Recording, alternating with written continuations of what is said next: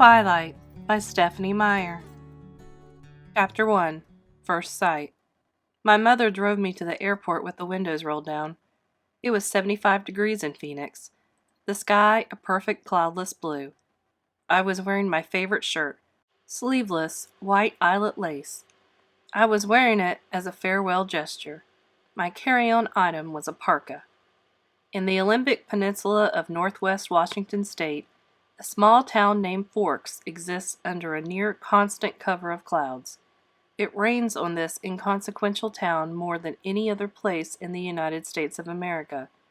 It was from this town and its gloomy, omnipresent shade that my mother escaped with me when I was only a few months old. It was in this town that I'd been compelled to spend a month every summer until I was 14. That was the year I finally put my foot down. These past 3 summers, my dad, Charlie, vacationed with me in California for 2 weeks instead. It was to Forks that I now exiled myself, an action that I took with great horror. I detested Forks. I loved Phoenix. I loved the sun and the blistering heat. I loved the vigorous, sprawling city. "Bella," my mom said to me, the last of 1,000 times, before I got on the plane, "you don't have to do this." My mom looks like me, except with short hair and laugh lines. I felt a spasm of panic as I stared at her wide, childlike eyes. How could I leave my loving, erratic, harebrained mother to fend for herself? Of course, she had Phil now, so the bills would probably get paid. There would be food in the refrigerator, gas in her car, and someone to call when she got lost. But still, "I want to go," I lied. I'd always been a bad liar, but I'd been saying this lie so frequently lately that it sounded almost convincing now. "Tell Charlie I said hi." "I will." "I'll see you soon," she insisted. "You can come home whenever you want. I'll come right back as soon as you need me." But I could see the sacrifice in her eyes behind the promise. "Don't worry about me," I urged. "It'll be great." "I love you, Mom." She hugged me tightly for a minute, and then I got on the plane, and she was gone. It's a 4-hour flight from Phoenix to Seattle, another hour in a small plane up to Port Angeles, then an hour drive back down to Forks. Flying doesn't bother me. The hour in the car with Charlie, though, I was a little worried about. Charlie had really been fairly nice about the whole thing. He seemed genuinely pleased that I was coming to live with him for the first time with any degree of permanence. He'd already gotten me registered for high school and was going to help me get a car. But it was sure to be awkward with Charlie. Neither of us was what anyone would call verbose, and I didn't know what there was to say regardless. I knew he was more than a little confused by my decision. Like my mother before me, I hadn't made a secret of my distaste for Forks. When I landed in Port Angeles, it was raining. I didn't see it as an omen, just unavoidable. I'd already said my goodbyes to the sun. Charlie was waiting for me with the cruiser. This I was expecting too. Charlie is Police Chief Swan to the good people of Forks. My primary motivation behind buying a car, despite the scarcity of my funds, was that I refused to be driven around town in a car with red and blue lights on top. Nothing slows down traffic like a cop. Charlie gave me an awkward, one-armed hug when I stumbled my way off the plane. "It's good to see you, Bella," he said, smiling as he automatically caught and steadied me. "You haven't changed much. How's Renee?" "Mom's fine. It's good to see you too, Dad." I wasn't allowed to call him Charlie to his face. I had only a few bags. Most of my Arizona clothes were too permeable for Washington. My mom and I had pooled our resources to supplement my winter wardrobe, but it was still scanty. It all fit easily into the trunk of the cruiser. "I found a good car for you. Really cheap," he announced when we were strapped in. What kind of car? I was suspicious of the way he said, "good car for you," as opposed to just, "good car." "Well, it's a truck, actually. A Chevy." "Where did you find it?" "Do you remember Billy Black, down at La Push?" La Push is the tiny Indian reservation on the coast. "No." He used to go fishing with us during the summer, Charlie prompted. That would explain why I didn't remember him. I do a good job of blocking painful, unnecessary things from my memory. He's in a wheelchair now, Charlie continued when I didn't respond, so he can't drive anymore, and he offered to sell me his truck, cheap. What year is it? I could see from the change of expression that this was the question he was hoping I wouldn't ask. Well, Billy's done a lot of work on the engine. It's only a few years old, really. I hoped he didn't think so little of me as to believe I would give up that easily. When did he buy it? He bought it in 1984, I think. Did he buy it new? Well, no. I think it was new in the early 60s, or late 50s at the earliest, he admitted sheepishly. Dad, I don't really know anything about cars. I wouldn't be able to fix it if anything went wrong, and I couldn't afford a mechanic. Really, Bella, the thing runs great. They don't build them like that anymore. The Thing, I thought to myself. It had possibilities, as a nickname at the very least. How cheap is cheap? After all, that was the part I couldn't compromise on. Well, honey, I kind of already bought it for you, as a homecoming gift. Charlie peeked sideways at me with a hopeful expression. Wow, free. You didn't need to do that, Dad. I was going to buy myself a car. I didn't mind. I want you to be happy here. He was looking ahead at the road when he said this. Charlie wasn't comfortable with expressing his emotions out loud. I inherited that from him, so I was looking straight ahead as I responded. That's really nice, Dad. Thanks. I really appreciate it. No need to add that my being happy in Forks is an impossibility. He didn't need to suffer along with me, and I never looked a free truck in the mouth, or engine. Well, now, you're welcome, he mumbled, embarrassed by my thanks. We exchanged a few more comments on the weather, which was wet, and that was pretty much it for the conversation. We stared out the window in silence. It was beautiful, of course. I couldn't deny that. Everything was green. The trees, their trunks covered with moss, their branches hanging with a canopy of it, the ground covered with ferns. Even the air filtered down greenly through the leaves. It was too green. An alien planet. Eventually, we made it to Charlie's. He still lived in the small 2-bedroom house that he'd bought with my mother in the early days of their marriage. Those were the only kinds of days their marriage had. The early ones. There, parked on the street in front of the house that never changed, was my new to me, truck. It was a faded red color, with big rounded fenders, and a bulbous cab. To my intense surprise, I loved it. I didn't know if it would run, but I could see myself in it. Plus, it was one of those solid iron affairs that never gets damaged. The kind you see at the scene of an accident, paint unscratched, surrounded by the pieces of the foreign car it had destroyed. Wow, Dad! I love it! Thanks! Now my horrific day tomorrow would be just that much less dreadful. I wouldn't be faced with the choice of either walking 2 miles in the rain to school or accepting a ride in the Chief's cruiser. I'm glad you like it, Charlie said gruffly, embarrassed again. It took only one trip to get all my stuff upstairs. I got the west bedroom that faced out over the front yard. The room was familiar. It had belonged to me since I was born. The wooden floor, the light blue walls, the peaked ceiling, the yellowed lace curtains around the window. These were all a part of my childhood. The only changes Charlie had ever made were switching the crib for a bed and adding a desk as I grew. The desk now held a second-hand computer, with the phone line for the modem stapled along the floor to the nearest phone jack. This was a stipulation from my mother, so that we could stay in touch easily. The rocking chair from my baby days was still in the corner. There was only one small bathroom at the top of the stairs, which I would have to share with Charlie. I was trying not to dwell too much on that fact. One of the best things about Charlie is he doesn't hover.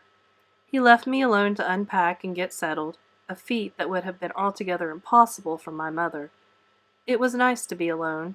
not to have to smile and look pleased, a relief to stare dejectedly out the window at the sheeting rain and let just a few tears escape. I wasn't in the mood to go on a real crying jag. I would save that for bedtime, when I would have to think about the coming morning. Forks High School had a frightening total of only 357, now 58, students. There were more than 700 people in my junior class alone back home. All of the kids here had grown up together. Their grandparents had been toddlers together. I would be the new girl from the big city, a curiosity, a freak. Maybe, if I looked like a girl from Phoenix should, I could work this to my advantage. But physically, I never fit in anywhere. I should be tan, sporty, blonde, a volleyball player, or a cheerleader perhaps, all the things that go with living in the Valley of the Sun. Instead, I was ivory-skinned, without even the excuse of blue eyes or red hair, despite the constant sunshine. I had always been slender, but soft somehow. Obviously not an athlete. I didn't have the necessary hand-eye coordination to play sports without humiliating myself and harming both myself and anyone else who stood too close. When I finished putting my clothes in the old pine dresser, I took my bag of bathroom necessities and went to the communal bathroom to clean myself up after the day of travel. I looked at my face in the mirror as I brushed through my tangled, damp hair. Maybe it was the light, but already I looked sallower, unhealthy. My skin could be pretty. It was very clear, almost translucent looking, but it all depended on color. I had no color here. Facing my pallid reflection in the mirror, I was forced to admit that I was lying to myself. It wasn't just physically that I'd never fit in, and if I couldn't find a niche in a school with 3,000 people, what were my chances here? I didn't relate well to people my age. Maybe the truth was that I didn't relate well to people, period. Even my mother, who I was closer to than anyone else on the planet, was never in harmony with me, never on exactly the same page. Sometimes I wondered if I was seeing the same things through my eyes that the rest of the world was seeing through theirs. Maybe there was a glitch in my brain. But the cause didn't matter. All that mattered was the effect, and tomorrow would be just the beginning. I didn't sleep well that night, even after I was done crying. The constant whooshing of the rain and wind across the roof wouldn't fade into the background. I pulled the faded old quilt over my head, and later added the pillow too, but I couldn't fall asleep until after midnight, when the rain finally settled into a quieter drizzle. Thick fog was all I could see out my window in the morning, and I could feel the claustrophobia creeping up on me. You could never see the sky here. It was like a cage. Breakfast with Charlie was a quiet event. He wished me good luck at school. I thanked him, knowing his hope was wasted. Good luck tended to avoid me. Charlie left first, off to the police station that was his wife and family. After he left, I sat at the old square oak table in one of the 3 unmatching chairs and examined his small kitchen, with its dark paneled walls, bright yellow cabinets, and white linoleum floor. Nothing was changed. My mother had painted the cabinets 18 years ago in an attempt to bring some sunshine into the house. Over the small fireplace in the adjoining handkerchief-sized family room was a row of pictures.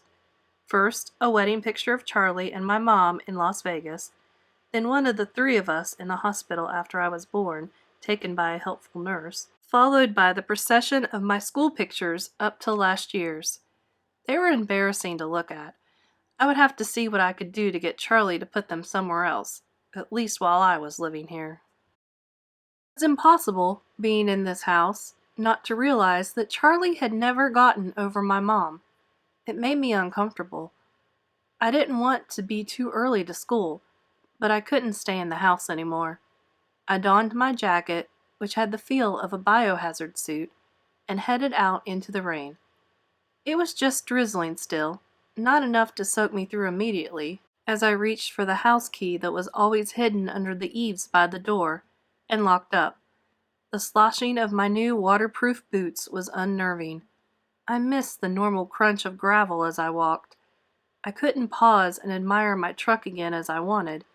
I was in a hurry to get out of the misty wet that swirled around my head and clung to my hair under my hood.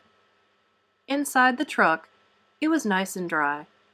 Either Billy or Charlie had obviously cleaned it up, but the tan upholstered seats still smelled faintly of tobacco, gasoline, and peppermint. The engine started quickly, to my relief, but loudly, roaring to life and then idling at top volume. Well, a truck this old was bound to have a flaw. The antique radio worked, a plus that I hadn't expected. Finding the school wasn't difficult, though I'd never been there before. The school was, like most other things, just off the highway. It was not obvious that it was a school, only the sign, which declared it to be Forks High School, made me stop. It looked like a collection of matching houses, built with maroon-colored bricks. There were so many trees and shrubs I couldn't see its size at first. Where was the feel of the institution? I wondered nostalgically. Where were the chain-link fences? The metal detectors? I parked in front of the first building, which had a small sign over the door reading Front Office. No one else was parked there, so I was sure it was off limits, but I decided I would get directions inside instead of circling around in the rain like an idiot. I stepped unwillingly out of the roasty truck cab and walked down a little stone path lined with dark hedges. I took a deep breath before opening the door. Inside, it was brightly lit and warmer than I'd hoped. The office was small, a little waiting area with padded folding chairs, orange-flecked commercial carpet, notices and awards cluttering the walls, a big clock ticking loudly.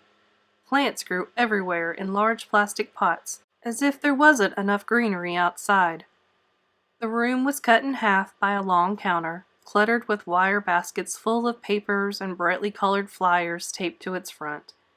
There were 3 desks behind the counter, one of which was manned by a large, red-haired woman wearing glasses. She was wearing a purple t-shirt, which immediately made me feel overdressed.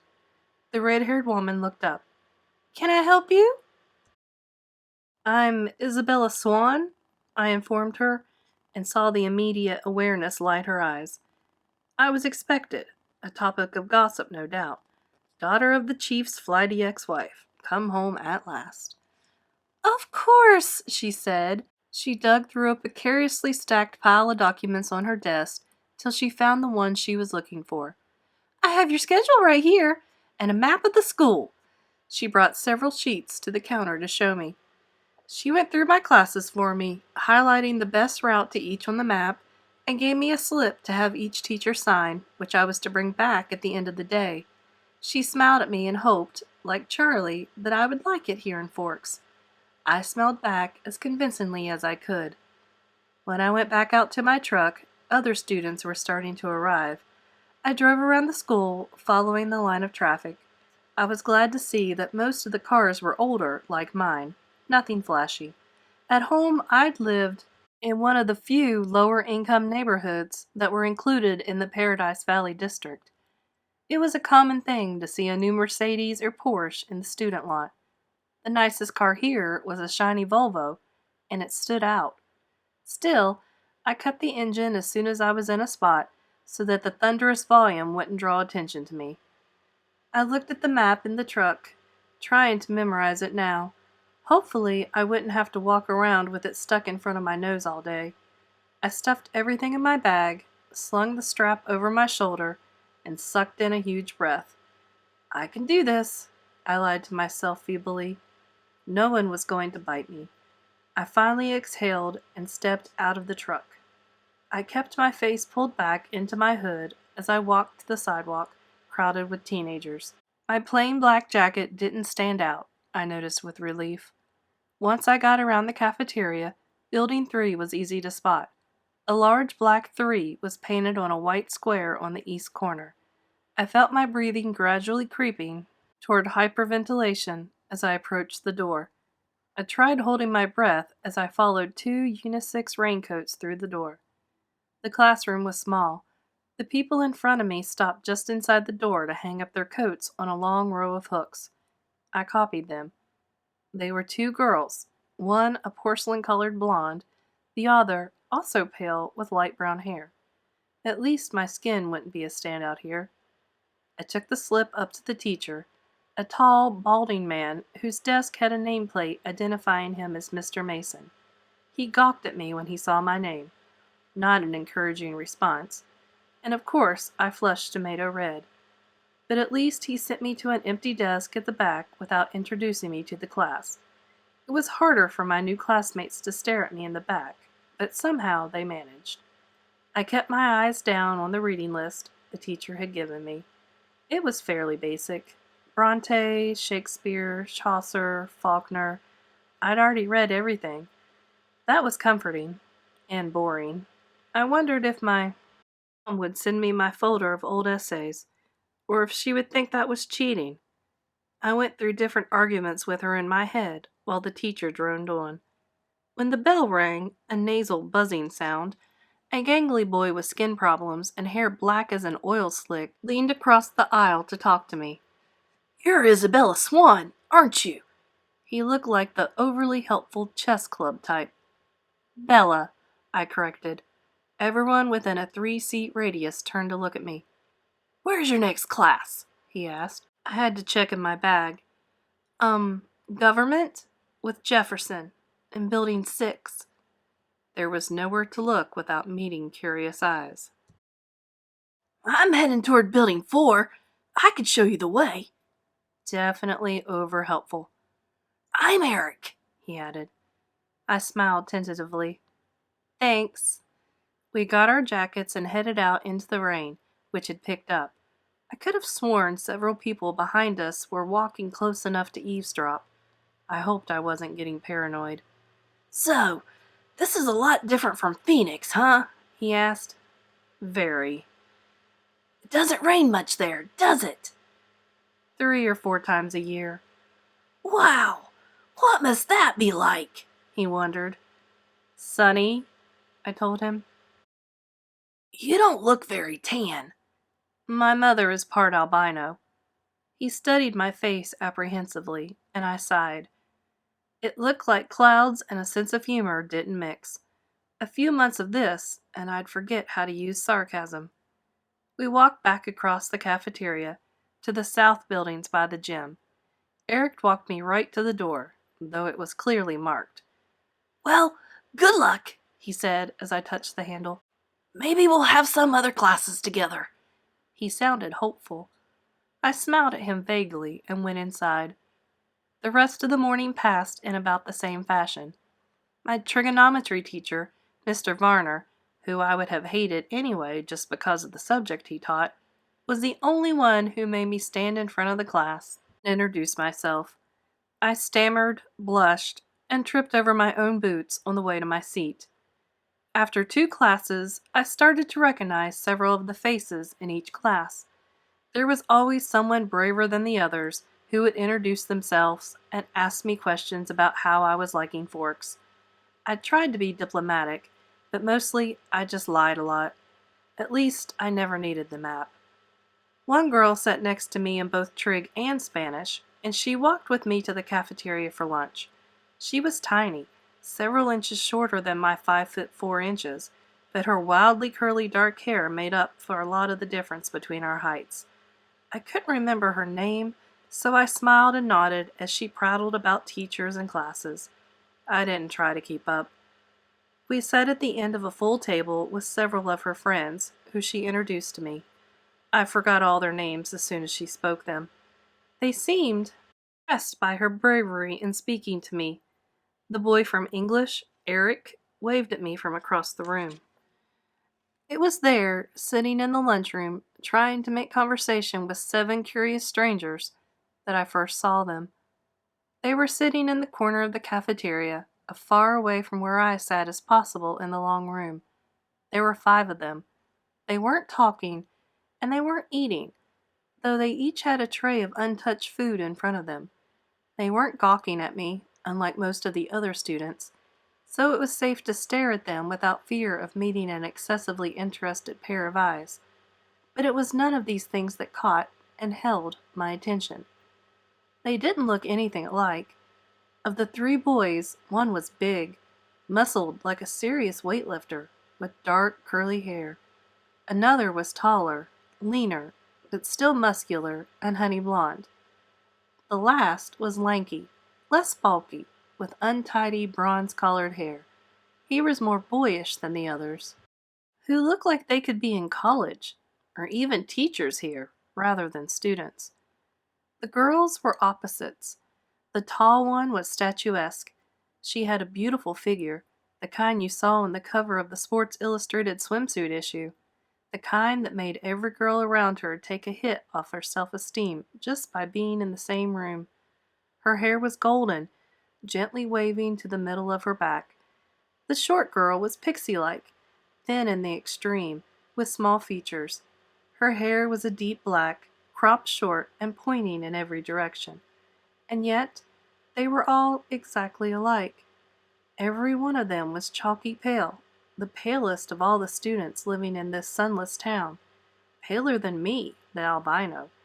They all had very dark eyes, despite the range in hair tones. They also had dark shadows under those eyes, purplish, bruise-like shadows, as if they were all suffering from a sleepless night, or almost done recovering from a broken nose, though their noses, all their features, were straight, perfect, angular. But all this is not why I couldn't look away. I stared because their faces, so different, so similar, were all devastatingly, inhumanly beautiful. They were faces you never expected to see, except perhaps on the airbrushed pages of a fashion magazine, or painted by an old master as the face of an angel. It was hard to decide who was the most beautiful. Maybe the perfect blonde girl, or the bronze-haired boy. They were all looking away, away from each other, away from the other students, away from anything in particular as far as I could tell.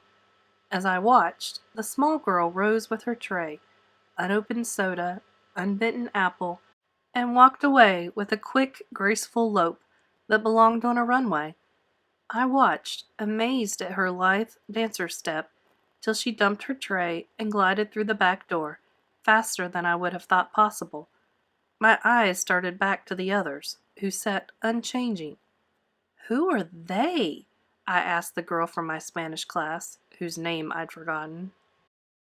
As she looked up to see who I meant, though already knowing probably from my tone, suddenly he looked at her, the thinner one, the boyish one, the youngest perhaps. He looked at my neighbor for just a fraction of a second, and then his dark eyes flickered to mine. He looked away quickly, more quickly than I could, though in a flush of embarrassment I dropped my eyes at once. In that brief flash of a glance, his face held nothing of interest. It was as if she had called his name, and he'd looked up in involuntary response, already having decided not to answer. My neighbor giggled in embarrassment, looking at the table like I did. "That's Edward and Emmett Cullen, and Rosalie and Jasper Hale. The one who left was Alice Cullen. They all lived together with Dr. Cullen and his wife." She said this under her breath. I glanced sideways at the beautiful boy, who was looking at his tray now, picking a bagel to pieces with long, pale fingers. His mouth was moving very quickly, his perfect lips barely opening. The other three still looked away, and yet I felt he was speaking quietly to them. Strange, unpopular names, I thought. The kinds of names grandparents had. But maybe that was in vogue now? Small-town names? I finally remembered that my neighbor was called Jessica, a perfectly common name. There were 2 girls named Jessica in my history class back home. "They are very nice looking." I struggled with a conspicuous understatement. "Yes," Jessica agreed with another giggle. "They're all together, though. Emmett and Rosalie, and Jasper and Alice. I mean, and they live together." Her voice held all the shock and condemnation of the small town, I thought critically. But, if I was being honest, I had to admit that even in Phoenix, it would cause gossip. "Which ones are the Collins?" I asked. "They don't look related." "Oh, they're not. Dr. Cullen is really young. in his 20s or early 30s. They're all adopted. The Hales are brother and sister. Twins. The Blondes. And they're foster children. They look a little old for foster children. They are now. Jasper and Rosalie are both 18, but they've been with Mrs. Cullen since they were 8. She's their aunt or something like that. That's really kind of nice for them to take care of all those kids like that when they're so young and everything. I guess so, Jessica admitted reluctantly, and I got the impression that she didn't like the doctor and his wife for some reason. With the glances she was throwing at their adopted children, I would presume the reason was jealousy. I think that Mrs. Cullen can't have any kids, though, she added, as if that lessened their kindness. Throughout all this conversation, my eyes flickered again and again to the table where the strange family sat. They continued to look at the walls and not eat. Have they always lived in Forks? I asked. Surely I would have noticed them in one of my summers here. No, she said in a voice that implied it should be obvious even to a new arrival like me. They just moved down 2 years ago from somewhere in Alaska. I felt a surge of pity and relief. Pity because, as beautiful as they were outsiders, clearly not accepted. Relief that I wasn't the only newcomer here, and certainly not the most interesting by any standard. As I examined them, the youngest, one of the Collins, looked up and met my gaze, this time with evident curiosity in his expression. As I looked swiftly away, it seemed to me that his glance held some kind of unmet expectation. "Which one is the boy with the reddish-brown hair?" I asked. I peeked at him from the corner of my eye, and he was still staring at me, but not gawking like the other students had today. He had a slightly frustrated expression. I looked down again. "That's Edward. He's gorgeous, of course, but don't waste your time. He doesn't date. Apparently none of the girls here are good-looking enough for him." She sniffed, a clear case of sour grapes. I wondered when he'd turned her down. I bit my lip to hide my smile. Then I glanced at him again. His face was turned away, but I thought his cheek appeared lifted, as if he were smiling too. After a few more minutes, the 4 of them left the table together. They were all noticeably graceful, even the big brawny one. It was unsettling to watch. The one named Edward didn't look at me again. I sat at the table with Jessica and her friends longer than I would have if I'd been sitting alone. I was anxious not to be late for class on my first day. One of my new acquaintances, who considerately reminded me that her name was Angela, had biology 2 with me the next hour. We walked to class together in silence. She was shy too. When we entered the classroom, Angela went to sit at a black-top lab table, exactly like the ones I was used to. She already had a neighbor. In fact, all the tables were filled but one. Next to the center aisle, I recognized Edward Cullen by his unusual hair, sitting next to that single open seat. As I walked down the aisle to introduce myself to the teacher and get my slip signed, I was watching him surreptitiously. Just as I passed, he suddenly went rigid in his seat. He stared at me again, meeting my eyes with the strangest expression on his face. It was hostile, furious. I looked away quickly, shocked, going red again. I stumbled over a book in the walkway and had to catch myself on the edge of a table. The girl sitting there giggled. I noticed that his eyes were black, coal black. Mr. Banner signed my slip and handed me a book with no nonsense about introductions. I could tell we were going to get along. Of course, he had no choice but to send me to the one open seat in the middle of the room. I kept my eyes down as I walked to sit by him, bewildered by the antagonistic stare he'd given me. I didn't look up as I set my book on the table and took my seat, but I saw his posture change from the corner of my eye. He was leaning away from me, sitting on the extreme edge of his chair and averting his face like he smelled something bad. Inconspicuously, I sniffed my hair. It smelled like strawberries, the scent of my favorite shampoo. It seemed an innocent enough odor. I let my hair fall over my right shoulder making a dark curtain between us, and tried to pay attention to the teacher. Unfortunately, the lecture was on cellular anatomy, something I'd already studied. I took notes carefully anyway, always looking down. I couldn't stop myself from peeking occasionally through the screen of my hair at the strange boy next to me. During the whole class, he never relaxed his stiff position on the edge of the chair, sitting as far from me as possible. I could see his hand on his left leg was clenched into a fist, tendons standing out under his pale skin. This, too, he never relaxed. He had the long sleeves of his white shirt pushed up to his elbows, and his forearm was surprisingly hard and muscular beneath his light skin.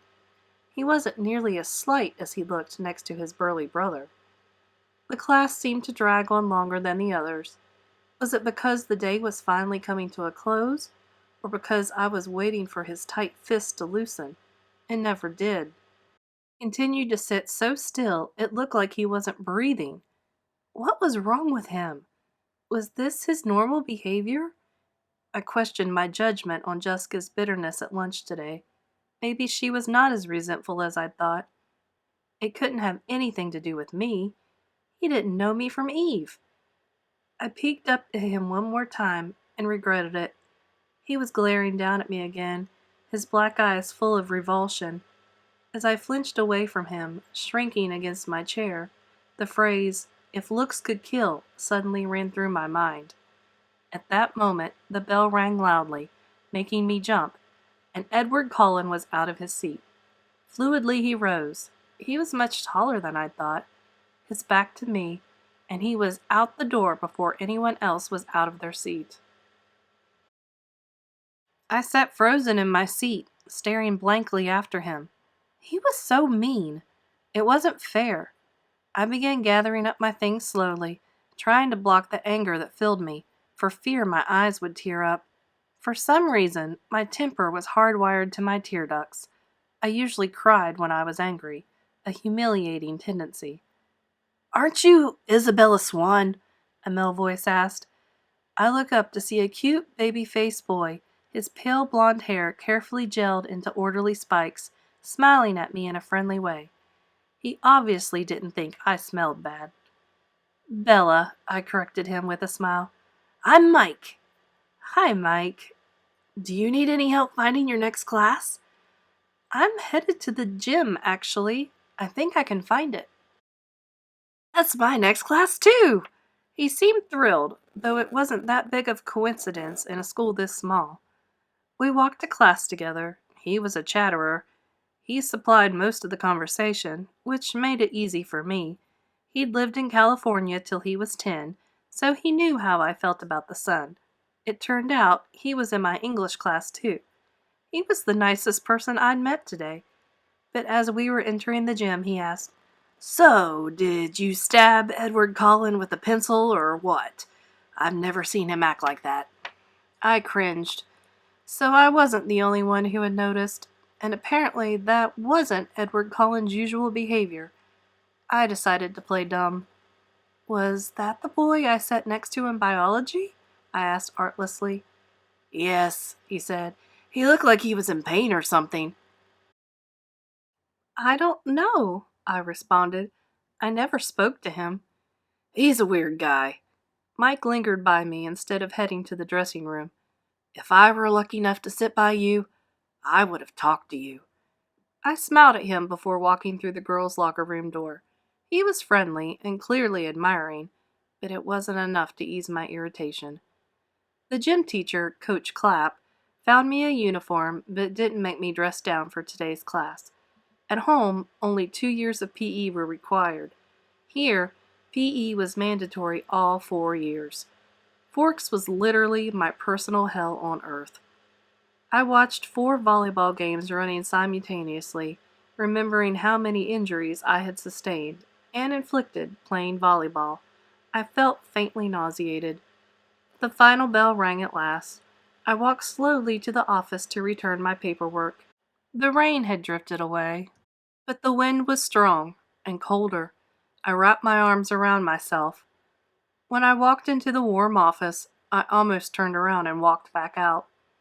Edward Cullen stood at the desk in front of me. I recognized again that tousled bronze hair. He didn't appear to notice the sound of my entrance.